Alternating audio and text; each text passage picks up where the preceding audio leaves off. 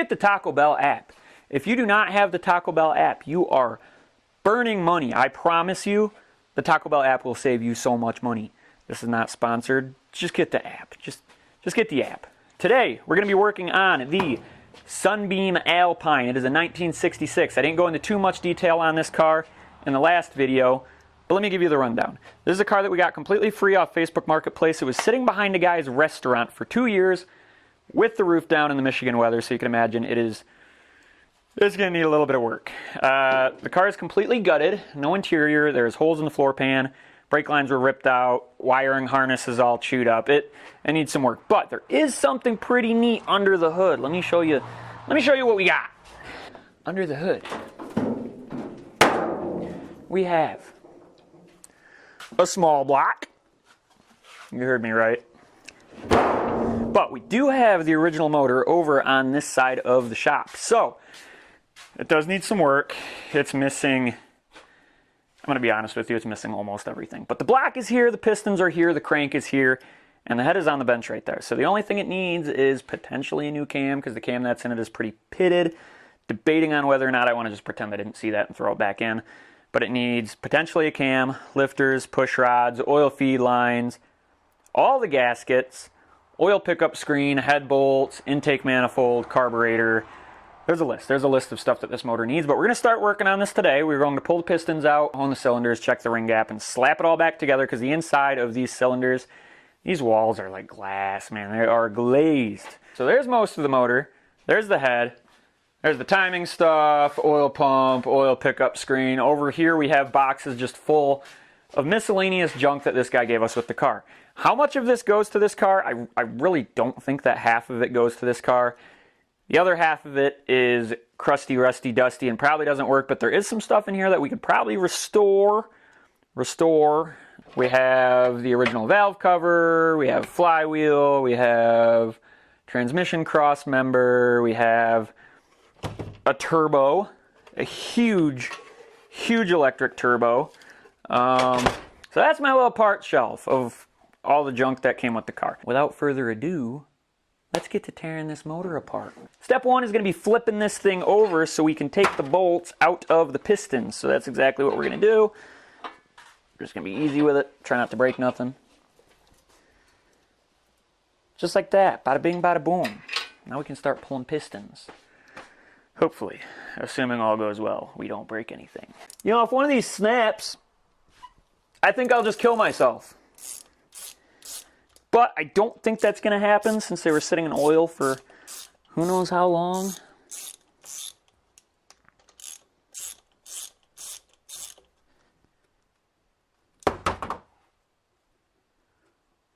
Now when you take these pistons out, you're going to want to support them from the bottom so they don't just drop. And keep all of the parts pertaining to one piston with that piston. You don't want to get anything mixed up, because it all matters. So I'm going to go down here and support the bottom of this. Okay. We have our first piston out. And that, yeah, those rings don't look great. Okay, first piston's out. All right. This one looks a little better than the last one. The rings are at least free. The other one, the rings are all seized up. So, yes, this one looks pretty good.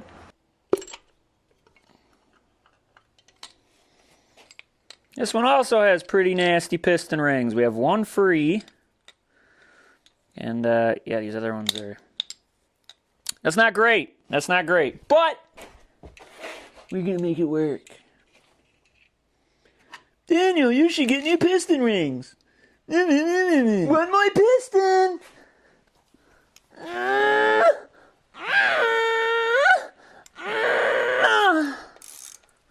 I used all my strength on that one.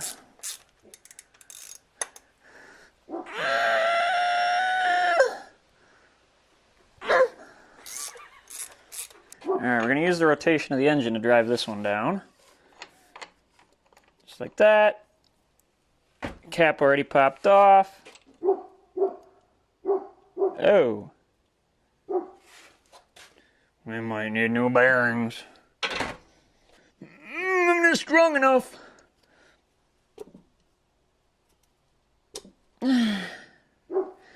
Yeah. Yeah, baby. There we go. All right, what do we got? What do we got?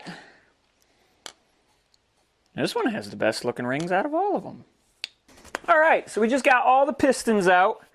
Let's evaluate. Let's evaluate what we got going on. So, piston number 1 or 4. I'm not exactly sure in these motors. It's marked 4. Yeah, so those rings are completely seized into place. Other than that, the piston doesn't look horrible. Bearings have what looks like some wear.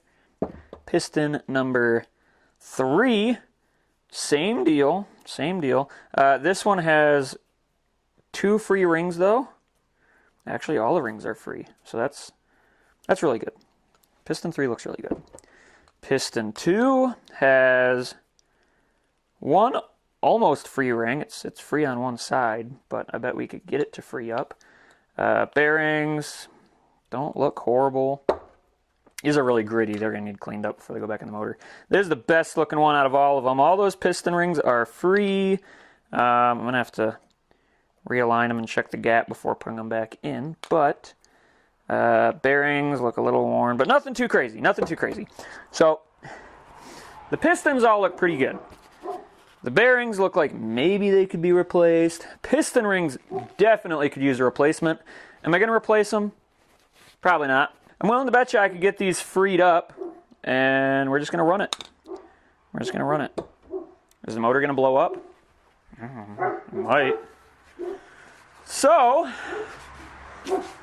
now we can look at the crank bearings, which don't look bad. Don't look bad at all.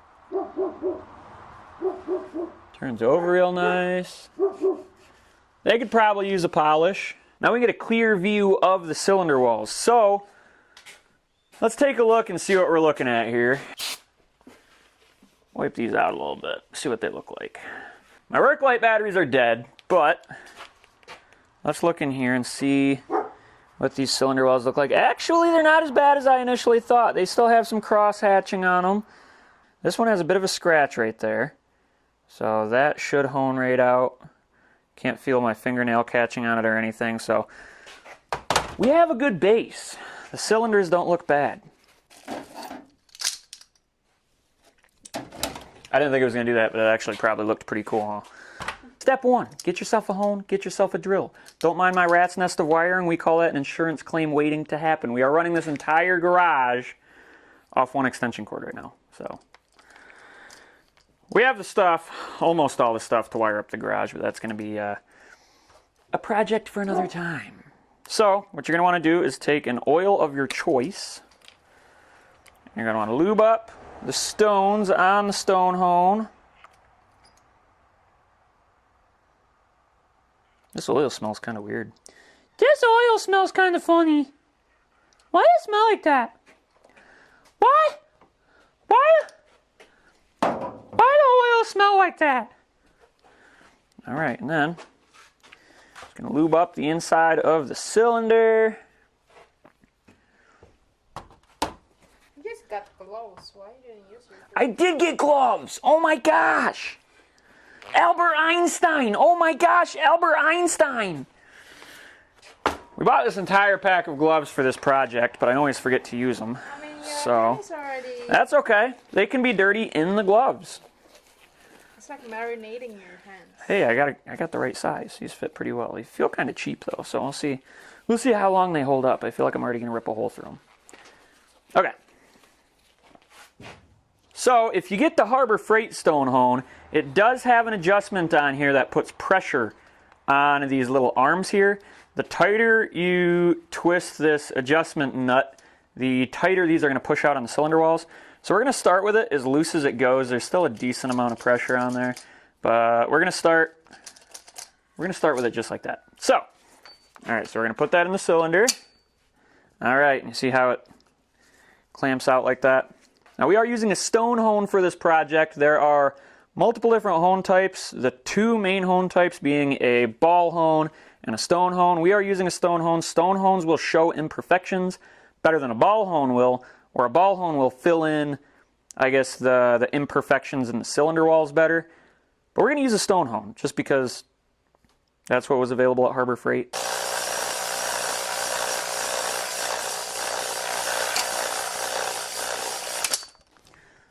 All right, that looks pretty good. Now you don't want to overdo it, but let me show you what it's supposed to look like. Now that is a good looking cylinder. You got a nice crosshatch going in there.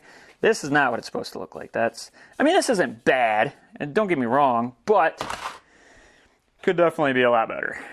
So the whole point of what we're doing here is we don't want the cylinder walls to be glassy smooth, because the cylinder walls are supposed to have oil that helps seal the rings and kind of keep everything cool and lubricated and working the way they're supposed to be working. If the cylinder walls are glassy smooth, they're not going to retain that oil as well. These cylinders look a lot better than the cylinders in the 390. The cylinders in that truck really need honed out. They are like glass. They're a mirror. They're like a mirror finish. You don't want that. Ni hao. Konnichiwa. There we go. Same deal.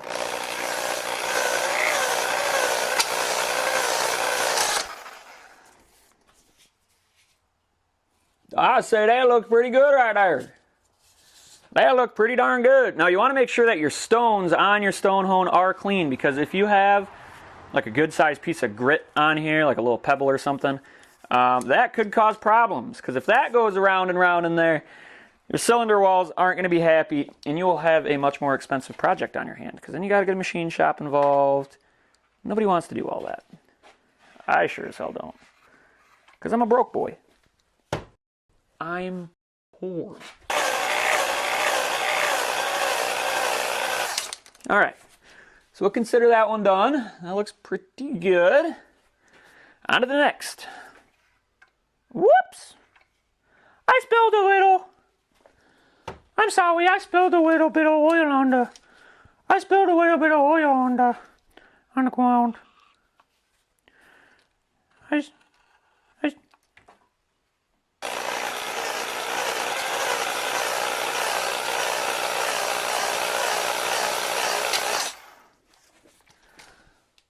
Oh, well, that one looks pretty good.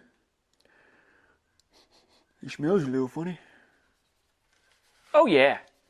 Yeah, you can hear the difference. So listen to this. Let me get my mic up in here.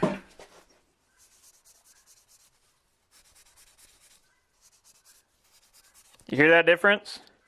Pretty big difference, right? It's not the same. It does not sound the same. To untrained ears, it might sound the same, but it is not the same.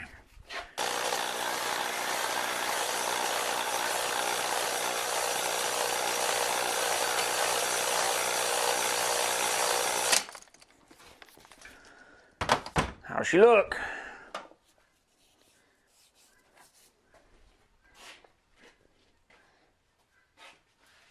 Bring it on down to Push Rod Machine Shop.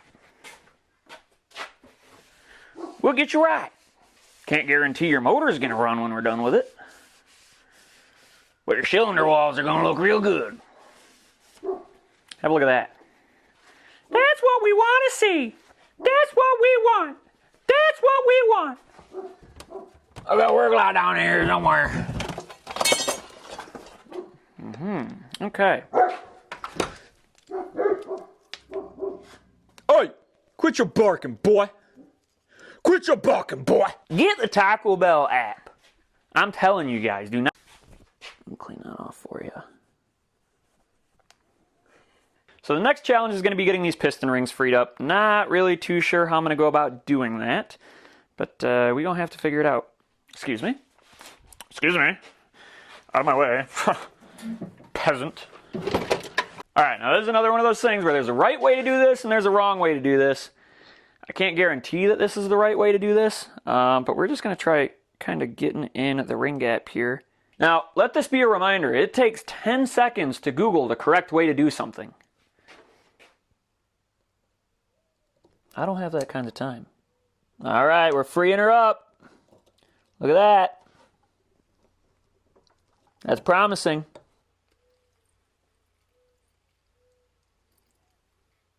Now you're going to want to let that bake at 375 for 2 hours.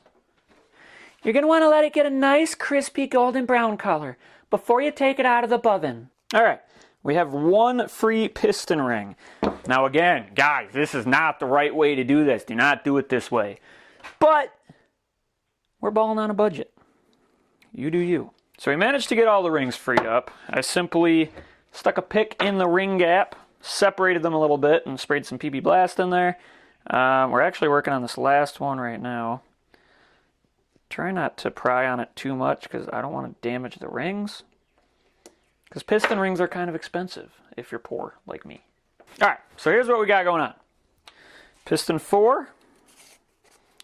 All of the rings are nice and free. Piston 3. Nice and free. Piston 2. Also nice and free. And piston 1. Nice and free.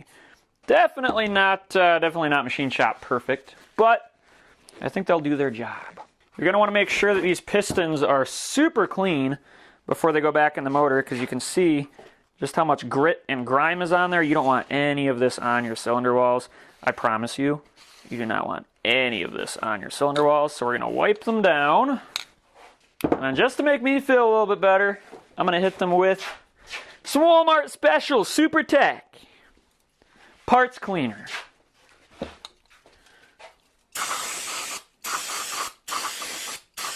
Let's take a look at how much better that looks. Get a real close look at that.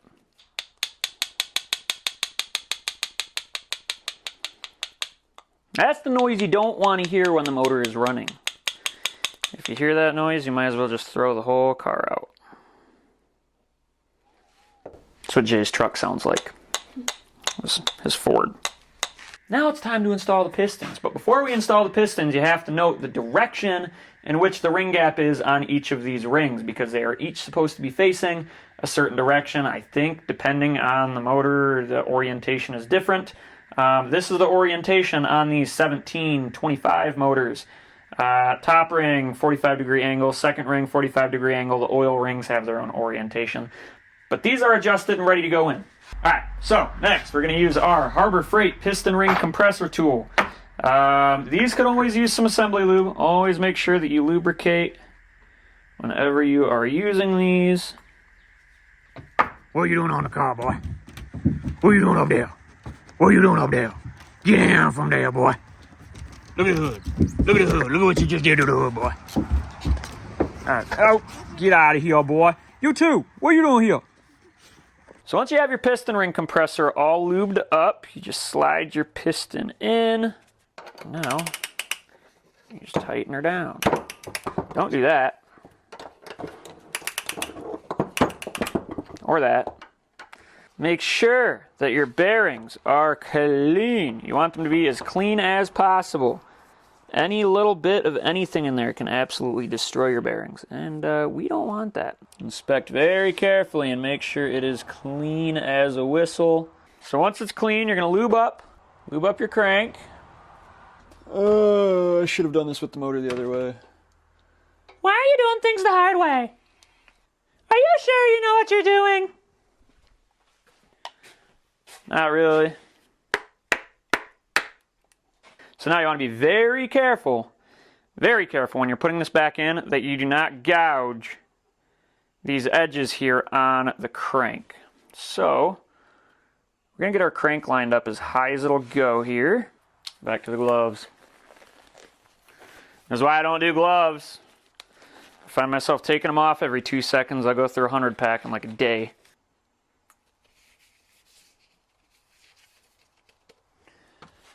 Alright, assembly lube. Now very carefully lower the piston until it starts sliding in. Okay. You're going to want to make sure everything's lining up on the bottom. You just tap, tap, tap.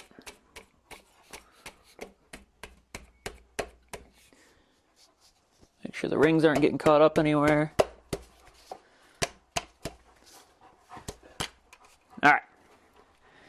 we have one piston installed. Well, in the block.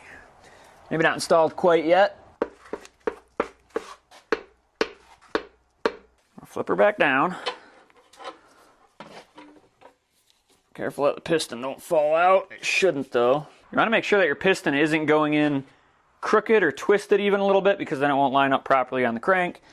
And it'll just give you more of a headache. So now, I'm going to clean this other bearing. Put a little more assembly lube on it, because you can never have too much assembly lube. Pop that on top.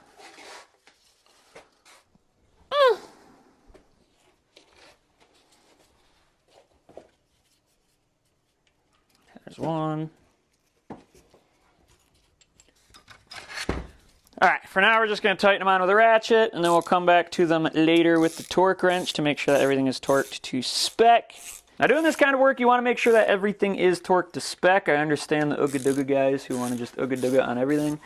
However, when it comes to this kind of thing, if you don't torque everything properly, you could end up with some pretty expensive issues. Now, in a perfect world, I'd be using plastic gauge and everything to measure the crank bearing clearances, but this isn't a perfect world.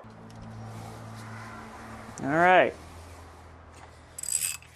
Now, if you're smart, you'll spin the crank after every piston install. That way, if something ends up getting hung up, you know exactly which piston is doing it. Little side note, it's probably a good idea to set your ring orientation on all of your pistons before starting this, because if you're anything like me, you'll forget to set your piston ring orientation, and then you'll put your pistons in and realize you have to take them all back out to redo them.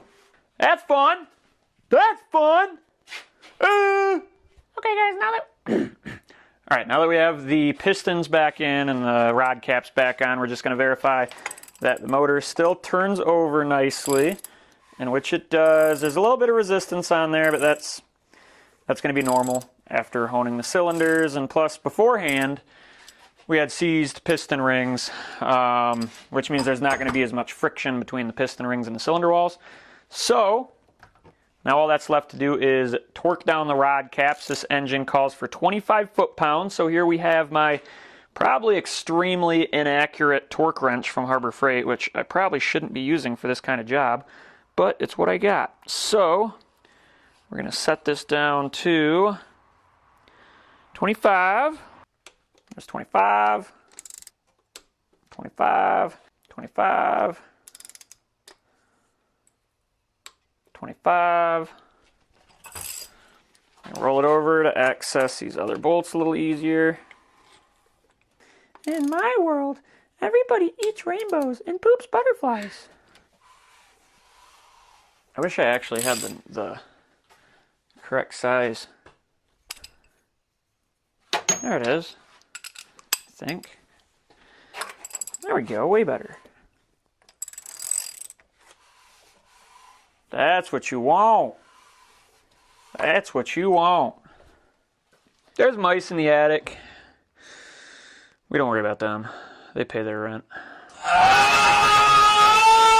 So, that's it. That's it for today. All we got to do now is build the rest of the motor from the bottom up.